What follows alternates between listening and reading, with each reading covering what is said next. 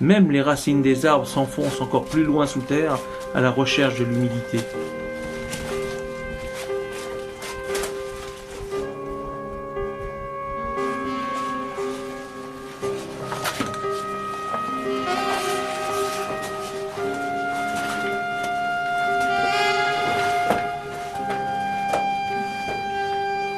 Cruelle déception. Nous rêvions de kilomètres de galeries vierges, nous les avons trouvées. Mais il n'y a pas d'eau. Il ne reste que 3 jours avant le retour vers Belo Horizonte. Le lendemain matin, nous tardons à nous lever. La fatigue des jours précédents se fait sentir, la déception aussi. Soudain, catastrophe. La citerne qui alimente la maison a une fuite.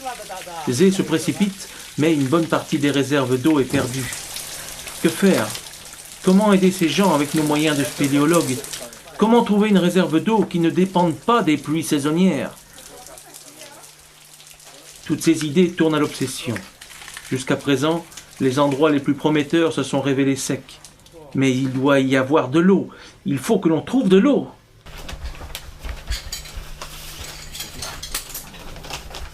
Toute l'équipe est à nouveau motivée par le seul but de trouver l'eau. Benoît reprend les cartes de la région et cherche les endroits non encore prospectés.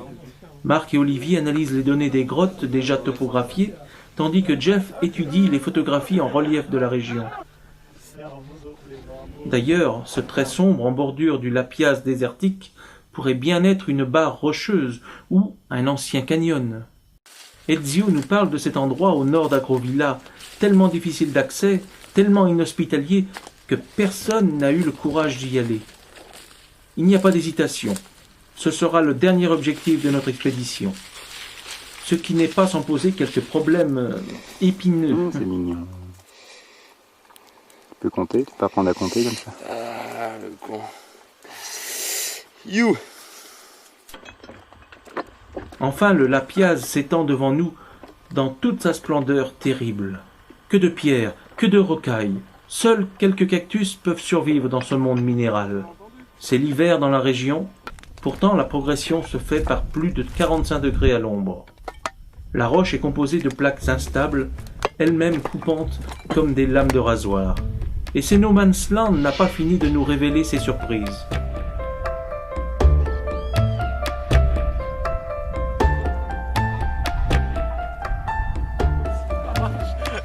En se faufilant dans une fissure étroite, Lilia a fait une découverte extraordinaire.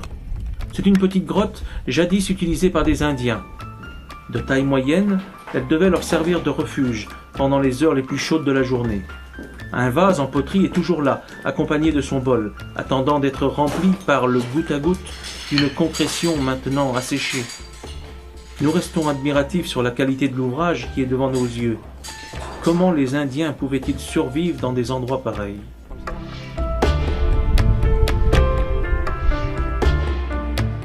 Une heure plus tard, c'est Ezio qui est à son tour ébahi. Un canyon béant s'ouvre maintenant à ses pieds. Le fameux trait noir sur la photo en relief, c'était donc ça. Une oasis de verdure enchâssée dans la rocaille de ce Lapiaz. Ouais, oui, je pense que c'est mieux D'abord d'essayer de trouver. s'il y a quelque chose après. Et si on peut rentrer par l'autre côté? Oui, Voilà. oui. Ce sera plus facile, on gagnera du temps, ce sera plus Oui, oui, Bon. très, très. canyon pour, Allez. pour faire la suite. Non, c'est super. Allez. Nous n'avons plus qu'une idée en tête. Être le plus vite au fond pour commencer l'exploration.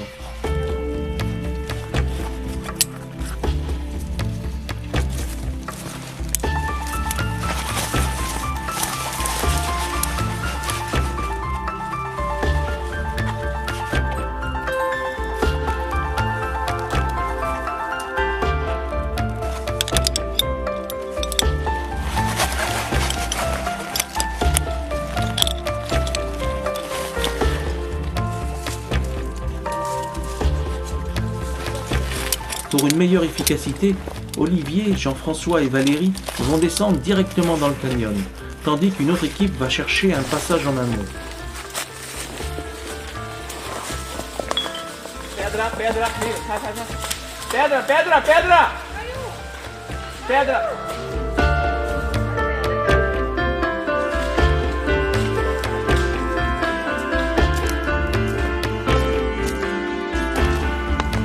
Avec 70 mètres de profondeur et autant en largeur, je me sens vraiment minuscule dans cette nature à dimension inhumaine.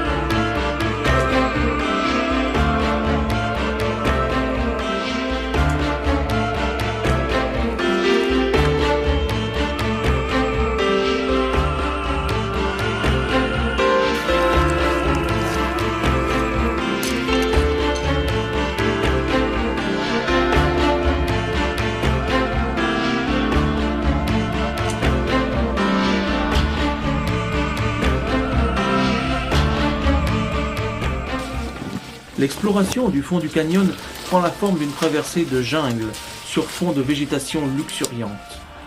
Il s'est construit sur une ancienne grotte gigantesque dont le plafond s'est effondré.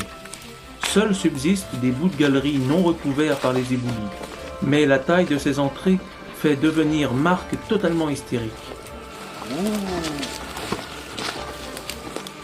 pense, oui. Si. Oh. Si ça c'est pas une résurgence, Ezio. Perte ou résurgence? Ça c'est la galerie. La galerie? Attends, t'as la galerie en dessous là. Monstre, c'est un monstre. Attends, t'as tout le canyon qui a un réseau souterrain qui le suit, hein. Les Indiens ont encore une fois laissé des signes de leur passage. Ils devaient probablement vivre à cet endroit, encore fallait-il qu'il y ait de l'eau.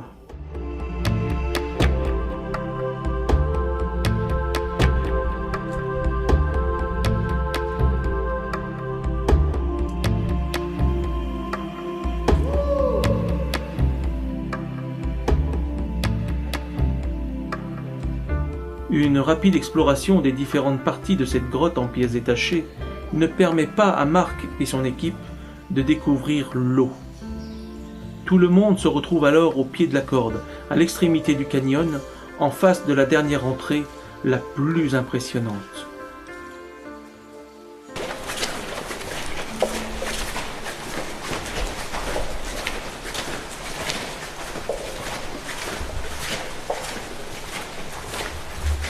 La galerie horizontale laisse maintenant apparaître des traces de l'action de l'eau, les gours, sorte de grandes marmites faites de parois de calcite qu'il faut franchir pour progresser plus en avant.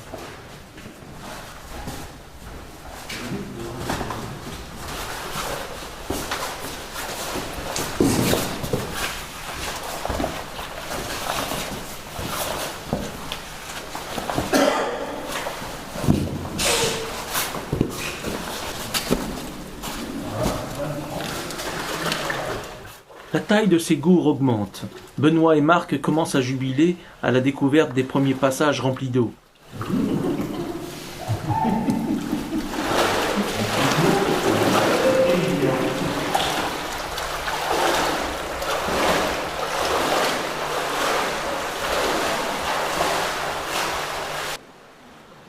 Une première équipe de pointe part devant pendant que la seconde fait la topographie et la séquence vidéo.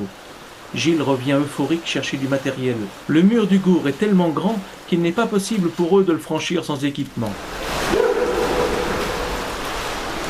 C'est la première fois, arrête sur un gour infranchissable. Je ne le crois pas quand même. Bordel. Faut venir avec un piochon et faire des escaliers.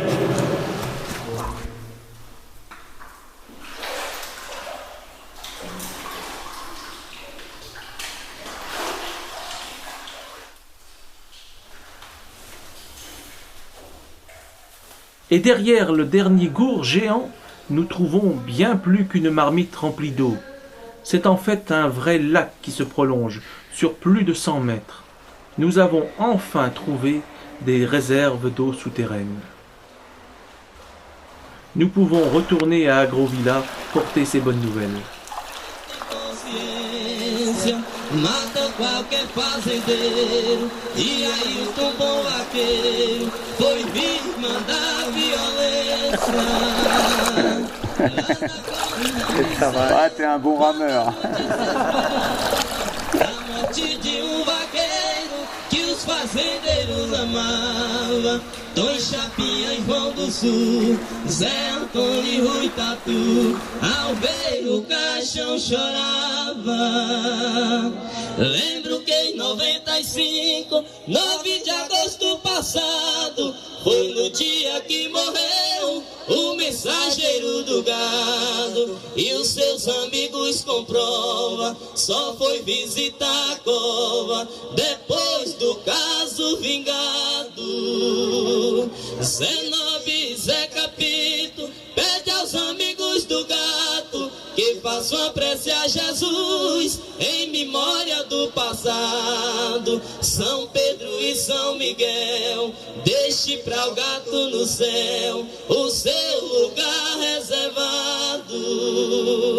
Zil de Ostas fez para o gato uma homenagem em palavras nas festas de vaquejada onde ele habitava. Ai, eu tenho... La grande fête honore notre départ, mais c'est aussi l'espoir que notre découverte aidera les habitants d'Agrovila.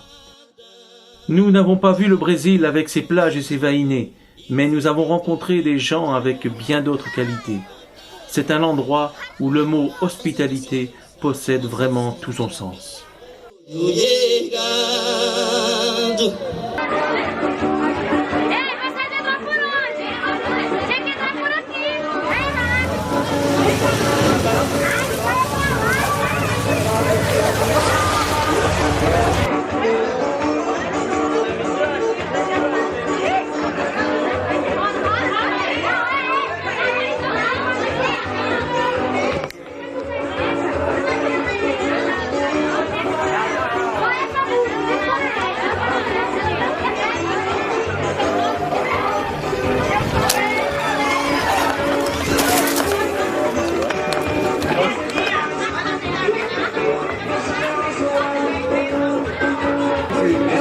Aqui mesmo.